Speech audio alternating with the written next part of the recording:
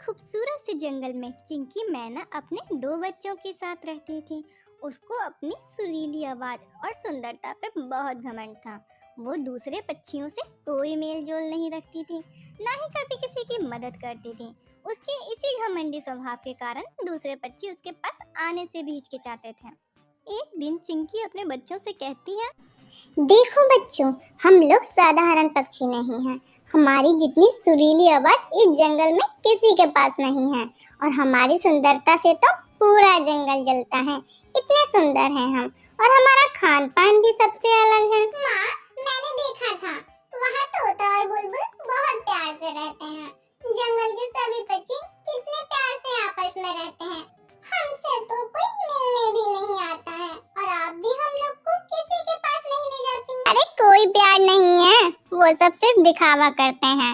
इन सब से दूर रहने में ही भलाई है। हम सब अपनी दुनिया में कितना खुश रहते हैं।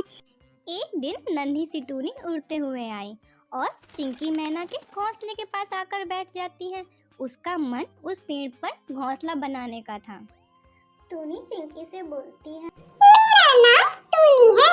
मैं पास के जंगल में रहती थी, पर वहाँ सूखा पड़ जाने के कारण मुझे इस जंगल में आना पड़ा। क्या मैं तुम्हारे पास अपना घोंसला बना सकती हूँ?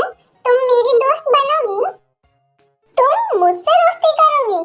आज तक मैंने किसी से दोस्ती नहीं की है, ना ही मुझे किसी दोस्त की जरूरत। मेरे आसपास रहने की कोशिश भी मत करना, समझी? मुझसे दूर किसी डाली पे जाके अपना घोंसला बना लो। टूनी को चिंकी की बातें बिल्कुल भी पसंद नहीं आती और वो वहाँ से दूसरी डाली पे चली जाती है और अपना सुंदर सा घोंसला बनाकर तैयार कर लेती है। चिंकी दाने की तलाश में जंगल की तरफ निकल जाती है। सुबह से शाम हो जाती है पर उसे अनाज का एक दाना भी नहीं मिलता। वो निराश होकर वापस अपने घोंसले में आ जाती है। इधर उसके बच्चे भूख से परेशान होकर रो रहे थे। अपनी माँ को खाली हाथ आता देखकर बच्चे पूछते हैं, माँ, आज आप हमारे लिए खाना क्यों नहीं लाई? हम लोगों ने सुबह से कुछ नहीं खाया। भूख के कारण हमारी तो जान निकली जा रही है। मेरे प्यारे बच्चों, आज सुबह से शाम हो गई पर अनाज का एक दाना भी नहीं मिला। अब मैं क्या करूं? मैं तो किसी से मांग भी नहीं सकती। टूनी सब सुन रही थी। वो चिंकी के पास आती है। चिंकी, मैंने सुना है आज तुम भोजन का इंतजाम नहीं कर पाई। देखो बच्चे कितना रो रहे हैं, उन पे भूख बर्दाश्त नहीं हो रही।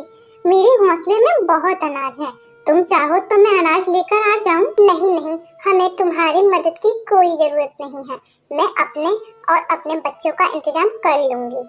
इतना बोलकर चिंकी वहाँ से दाने की तलाश में फिर से निकल जाती है।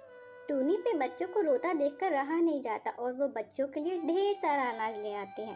रात हो जाती है और चिंकी को अनाज का एक दाना भी नहीं मिलता। बच्चों को भूखा देखकर मुझ पर रहा नहीं गया, इसलिए मैं उनके लिए दाने ले आई। तुम्हें भी भूख लगी होगी ना?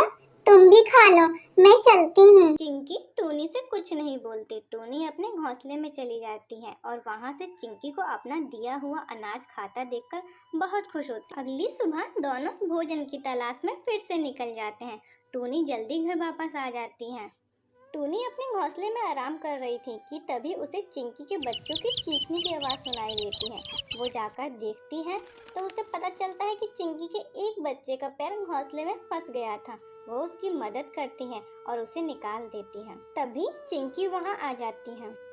माँ, टूनी मासी कितनी अच्छी है। उन्होंने उस दिन भी हम लोग को दाने खिलाए और आज भी भैया का एक पैर घोंसले में फंस गया था, उन्होंने हमारी मदद की।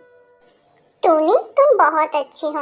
मैंने तुमसे कभी अच्छे से बात भी नहीं की, फिर भी तुमने हमारी बहुत मदद की है। उस दिन तुमने मुझे अपना दोस्त बनाना चाहा और मैंने तुमसे कितनी बदतमीजी से बात की। मुझे माफ कर दो टूनी, मैं तुम्हारी दोस्ती के काबिल ही नहीं हूँ। तब नहीं तो क्या हुआ, हम अब तो दोस्त बन सकते हैं ना? फिर चिंकी और टूनी एक साथ खुशी खुशी रहने लगते हैं।